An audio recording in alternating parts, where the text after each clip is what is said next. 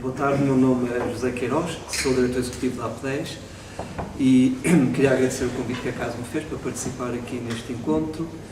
e ia já começar primeiro com que ia brincar com o professor Henrique de Barros, dizendo que hoje fiquei entusiasmado ao descobrir que,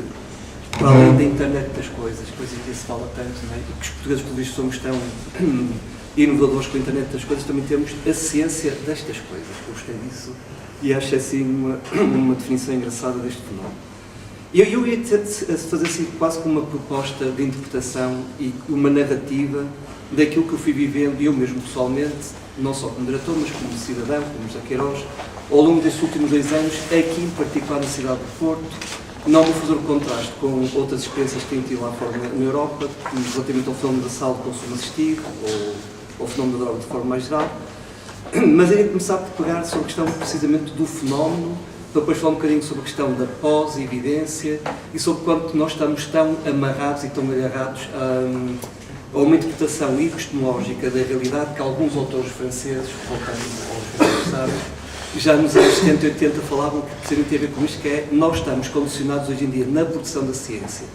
e na visão sobre a realidade, estamos condicionados a fazer a prova da prova, ou seja, nós temos que provar a realidade, temos que validar aquilo que nos rodeia, temos de certa forma que legitimar aquilo que nos parece demasiado evidente. E enquanto não houver este processo de sacralização, de legitimação daquilo que é, de certa forma, evidência, que é uma evidência que é recolhida de forma muito imanente, que é recolhida de forma muito material, que é produzida pelo cotidiano de profissionais, de políticos, cidadãos, enquanto não conseguimos fazer isso, enquanto não sacralizamos, pelo menos em Portugal, o decisor político não pega naquilo. Ou seja, o decisor político parece que tem que ter uma espécie de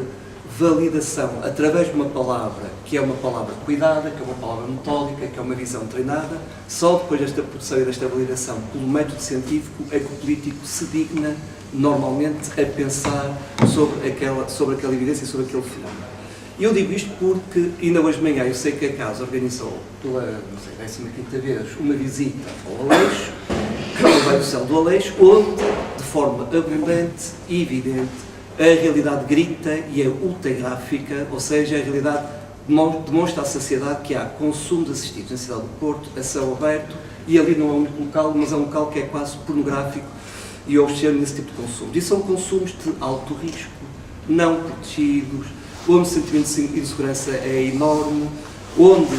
a visibilidade daquele espaço é uma visibilidade que se torna invisível porque se fica confinada, é gatizada e onde as pessoas não conseguem ou não querem aceder a não ser aqueles que fazem os consumos e as autoridades policiais e, claro, a malta da redução de risco que vai atrás.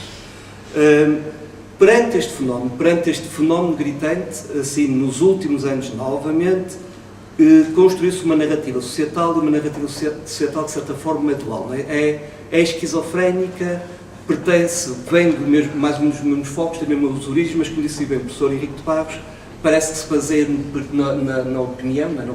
pouco informada, na opinião apressada e que se desdobra logo em dois sinais, um positivo ou outro negativo, mas todos os sinais são contraditórios.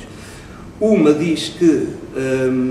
não é assim tão evidente que haja um fenómeno de consumo de drogas a céu aberto, não é assim tão evidente que seja problemático e que acarrete riscos para quem faz os consumos e para a população ou a comunidade envolvente, e outra que diz isto é alarmante, isto é quase uma situação de urgência ou de emergência social e temos que atuar. E é engraçado que isto pode acontecer num mesmo espaço, no lugar de poder, por exemplo, numa Assembleia Municipal ao qual nós podemos assistir, a este discurso por parte dos políticos, com esta visão dual e paradoxal, e que precisamente neste lugar de poder, um lugar de encenação, em junho, julho do ano passado, já após uma primeira expressão pública, uma opinião pública feita por alguns peritos na Assembleia Municipal do Porto, decidiu-se discutir isto novamente na Assembleia Municipal, só agora com os atores políticos, em junho, julho do ano passado,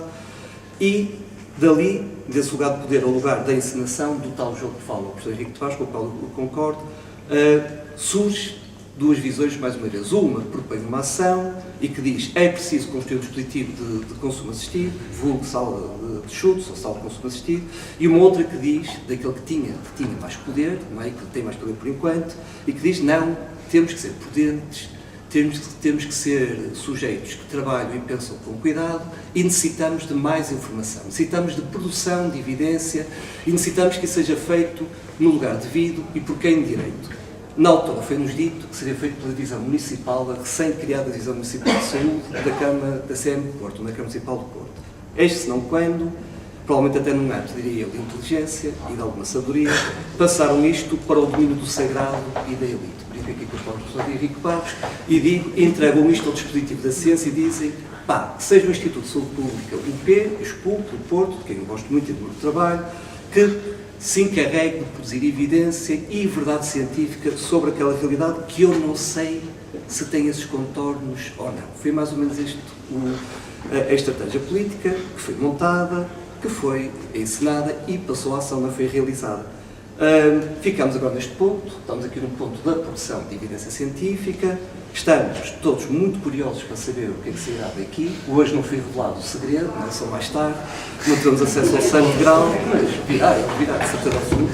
E agora a questão é, para que é que serve esta produção de evidência, para que é que serve esta verdade científica? Bom, eu presumo que é para propor uma grande leitura sobre a realidade minimamente informada, minimamente razoável e racional, digo eu, segundo e de acordo com o método científico, podemos agora questionar, mas não faz sentido nenhum, e desta validação da realidade surgirá a prova e a questão é o que fazer com a prova, não é? Porque isto é apenas, e como foi bem dito aqui, é apenas um momento intermédio, ainda estamos na travessia do deserto, nunca mais vemos o oásis à nossa frente, se calhar nem tão cedo, nunca o veremos, e a questão é onde é que vai ser apresentada a prova, como é que vai ser lida esta prova, esta evidência, não é? Por parte de quem de direito, por parte do ator político, e o que é que poderá condicionar a prova se esta apontar para a necessidade, nós não sabemos, ainda se apontar para a necessidade de construirmos dispositivos que limitem danos ou reduzam os danos dos consumos que existem a céu aberto no estado de Porto. Acho que uma coisa que é muito importante é desde logo pensar no Porto, e que é uma cidade que está na moda, trendy, não é? O Porto tem uma imagem a vender lá para fora e tem feito isso com sucesso. O Porto agora passou a ser pensado por parte da URB e não só por parte dos investidores privados como uma fonte de receita muito interessante, de certa forma que não era expectável que acontecesse neste nosso horizonte temporal e que é muito atrativo para o investimento estrangeiro e não só, e como é evidente a Câmara vai querer rentabilizar isso, otimizar isso e faz muito bem. E, portanto, logo aqui temos uma coisa que poderá funcionar como um obstáculo. Esta imagem turística e esta ideia de querer vender o Porto enquanto um produto turístico apetecível para o estrangeiro. A segunda questão é, eu colocaria muito, aqui coloco muito ao nível central e também a ideia do, aqui, também foi do capital material, lembra-se, falando do capital simbólico, eu diria que construir, este é o meu entendimento, honestamente, assim nos últimos anos, propor, se avançássemos para uma ideia de sala de consumo assistido e se isto fosse colocado seriamente em cima da mesa, eu acho que alguns atores políticos em Portugal, muito sinceramente, e não digo só cá na cidade, mas penso mesmo a nível central em Lisboa e por aí fora, iriam ver isto como uma espécie de derrota simbólica. Ou seja, questão, construir uma sala de consumo assistido é um passo civilizacional, é operacionalizar um item que está previsto no menu do decreto-lei de redução de riscos, ou será isto, ou será ela própria a falência da própria lei, será ela a demonstração de fracasso do modelo? Não tem que o ser, não deve ser entendido assim, e eu pessoalmente acho que alguns atores políticos com responsabilidade em Portugal, com responsabilidade política, entendem isto como uma espécie de falência e como se pudessem vir a ser acusados no futuro, vou ser assim um bocadinho ousado, não costumo ser muito, de serem indivíduos que andaram a vender patranhas a nível internacional. Há este receio de alguns sujeitos políticos passarem por charlatães a nível internacional.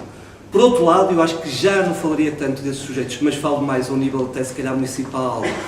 esta ideia de que construir uma sala de consumo assistido é sinal de incompetência política. Ou seja, eu não fui capaz de regular os espaços, eu não fui capaz de proteger a população, eu não fui capaz de desenvolver políticas inclusivas minimamente úteis e que beneficiassem as pessoas e que fossem eficazes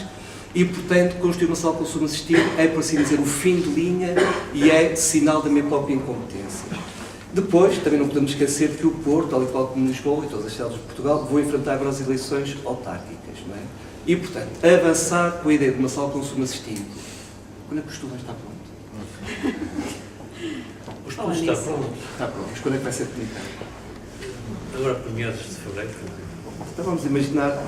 na altura da primavera, não é? No tempo de Marte, ou seja, de março, quando os soldados romanos saíam para o campo de Marte, ali mesmo ao lado de Roma, para se exercitarem para a guerra, e vem uma guerra, se calhar. Imaginemos que neste março, dedicado a este Deus, são anunciados, ou é anunciado publicamente, o conjunto de resultados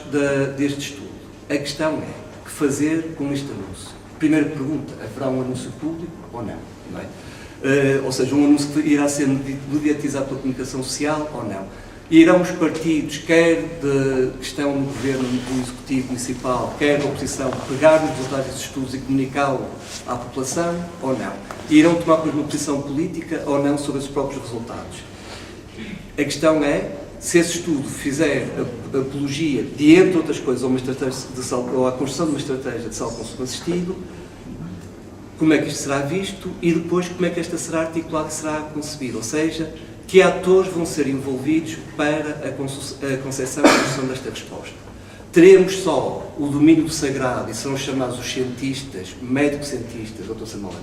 para construírem e lançarem esta sala, e assim teríamos os que são os médiums do divino a calcionarem a sala e a protegerem a saúde pública e os direitos humanos, que devem ser atores principais, um dos atores principais, não os únicos,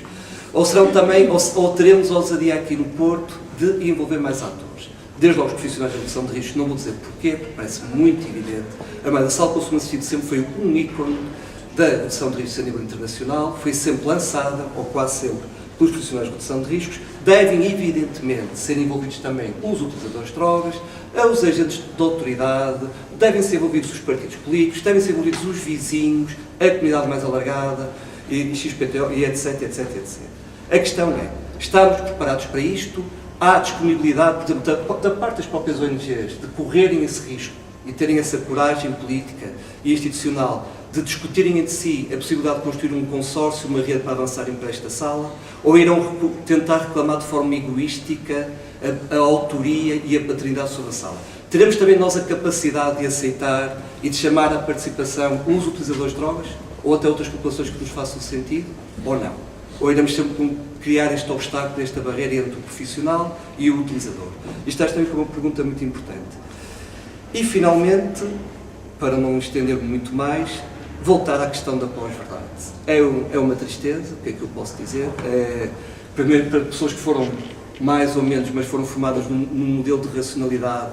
que tiveram acesso ao método científico, foram ensinadas a discutir com a ideia de razão e tentando, de certa forma, balizar a emoção no debate racional, no debate intelectual. É uma tristeza para mim que de repente começou a assistir a este retrocesso civilizacional num país maior como os Estados Unidos. Não estou a dizer isto por dizer, porque a inauguração do debate político e do debate sobre a realidade que se está a produzir, que é o debate baseado na ideia de pós-verdade e de que a evidência em si mesmo não serve para nada. Se calhar serve só para se validar a si mesmo e ali ficar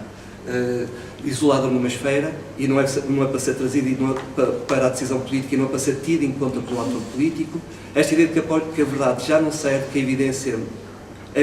apenas mais uma coisa na internet deste mundo, chateia-me, aborrece-me e, antes de tudo, dá-me a ideia que fragiliza a nossa própria ação política, fragiliza a nossa ação técnica e fragiliza o processo de inclusão das populações mais vulneráveis. Porque vamos voltar à emoção, vamos voltar ao preconceito, vamos voltar ao estigma, e isto é uma forma, foram sempre, não grandes leituras, mas distorções da realidade e,